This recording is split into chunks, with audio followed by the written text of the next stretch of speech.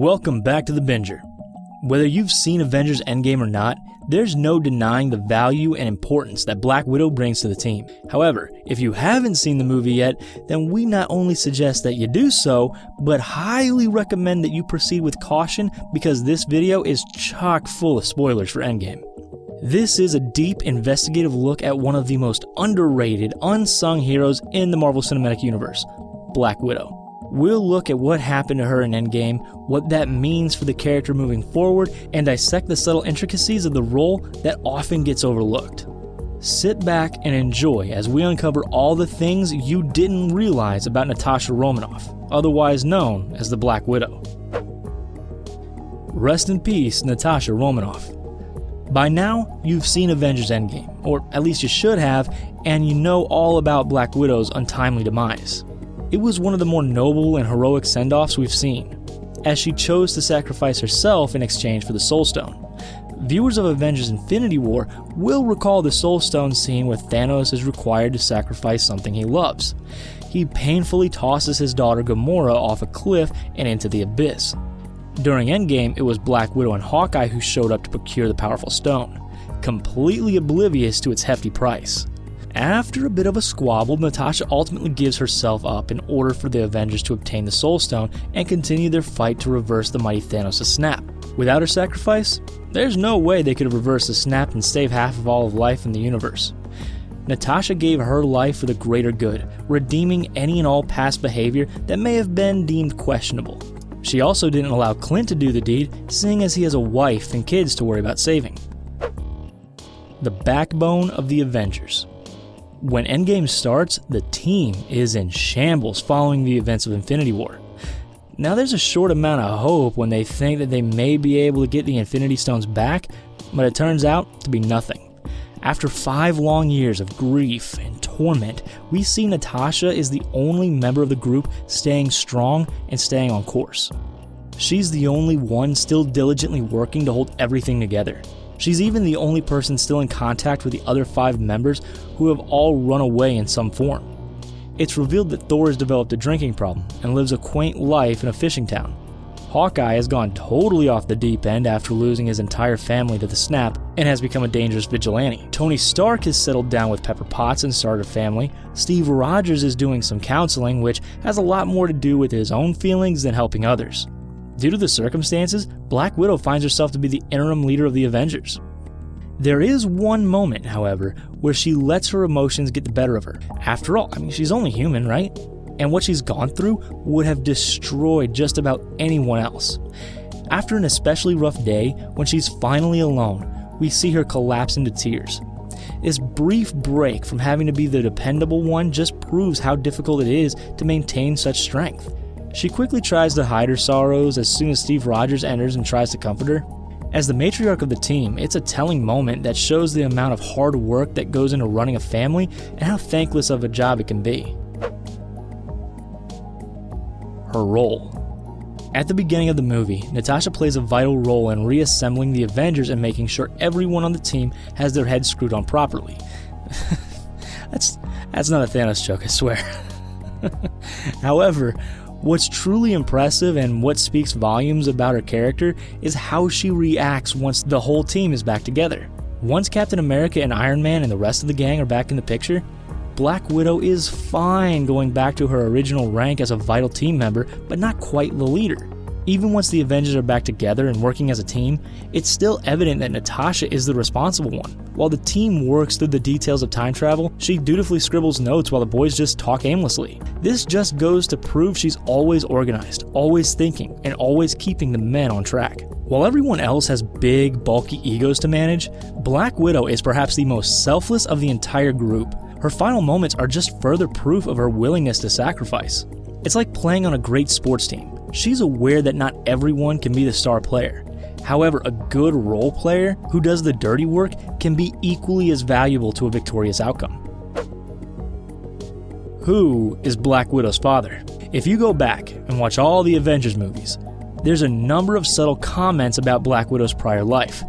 For example, in the first Avengers movie, Loki brings up her dark past as a way to get under her skin. In Endgame, Red Skull even mentions her father by name. There's clearly some sort of important backstory here that we haven't learned yet. We've also heard short tidbits about her experience as a Russian spy and how she joined the good guys. We've never been explicitly told what happened, just only vague details. Seeing as Black Widow's future in the MCU has been finalized, there probably won't be any new revelations moving forward. Unless, of course, they decide to show us her backstory in some sort of standalone Black Widow flashback movie. You know what? Wait a sec. A Black Widow movie. Marvel has announced an upcoming standalone Black Widow film set to release in 2020. While there's still no exact storyline, it would make sense for the movie to revolve around Natasha's backstory. After all, she has one of the most interesting pasts, what with her career as a Russian spy and all. The Black Widow movie will likely not play a big role in Marvel's Phase 4 of movies, but it could certainly offer some important information that we haven't been privy to yet. Marvel's stories currently focus on some pretty cosmic, galactic stuff, while Romanoff's origins provide little to none of that. According to IMDb, the movie will start with a young Natasha being given to the KGB, which grooms her to become the ultimate operative. When the USSR breaks up, the government unsuccessfully tries to kill her. The movie then jumps ahead to New York, where she's working as a freelance operative. The bulk of the movie will focus on Romanoff living in the United States 15 years after the fall of the Soviet Union, and will likely dive into how she joined S.H.I.E.L.D. and subsequently the Avengers. What happened in Budapest? Perhaps the Black Widow standalone movie will provide some answers about the much talked about Budapest incident. Several times throughout the multiple movies, we've heard Natasha and Clint reference something that went down in Budapest. During Avengers Age of Ultron, Natasha compares the carnage caused by Ultron to the incident in Budapest. Clint even tells her, "You and I remember Budapest very differently." The details of the incident are never discussed or explained, so it would be awesome if Marvel finally fills us in on what happened. With an upcoming Black Widow movie, we may just get our answers. Can she come back? Okay, think about it. If you can bring back Gamora, who perished in the exact same manner as Black Widow, then why can't Black Widow be brought back to life as well? In all honesty, the entire time travel premise has some serious holes to it. He never really explains why or how this works, and they never even second guess him or ask any further questions. The whole thing had an oddly simplistic, them's the rules type of vibe. If they can go back and retrieve another version of Gamora from the past only to bring her back to the present, then why couldn't the team just go back and get a slightly younger version of Natasha? Also, this line of thinking leads to the question of how Captain America managed to return all the Infinity Stones to their rightful place. When returning the Soul Stone, did he just hand it back to Red Skull? If so, shouldn't he be able to get the sacrifice back? Or does the Soul Stone have a strict non-negotiable no refunds policy? A female superhero martyr. There's a term within the world of comic book fans that describes a female character being used only to enhance male characters. It's called women in refrigerators, or fridged. It was originally coined by comic book writer Gail Simone in reference to the moment in Green Lantern issue number 54. In the comic, the titular character returns home only to find his girlfriend had been gruesomely eliminated and stuffed into a refrigerator. The woman was nothing more than a plot device, as a catalyst to motivate the Green Lantern. This is a common trend in comics, and women get fridged all the time. Black Widow is unfortunately no different. Her sacrifice for the Soul Stone, while noble and heroic, there are some underlying problems with it. The scene was yet another woman sacrificing herself to keep everything going for other people, compounding on the belief that her needs come second and that the lives of others matter more. It just as easily could have been Clint, but he has a wife and kids and therefore more to lose. Natasha sacrifices herself and what little happiness she had for the benefit of a man she cared about, a man who may or may not have been worthy of her sacrifice. The truly troublesome part of Black Widow's passing is the aftermath, or should I say the lack of aftermath. Unlike other heroes who got elaborate send-offs, Natasha's was hardly spoken of again. Her immense contributions to the cause are almost immediately dismissed, taken for granted, or unrecognized by the men she's surrounded by. She lived for the Avengers and gave her life to help her friends, and she couldn't even get a funeral. In fact, her death wasn't even an original one.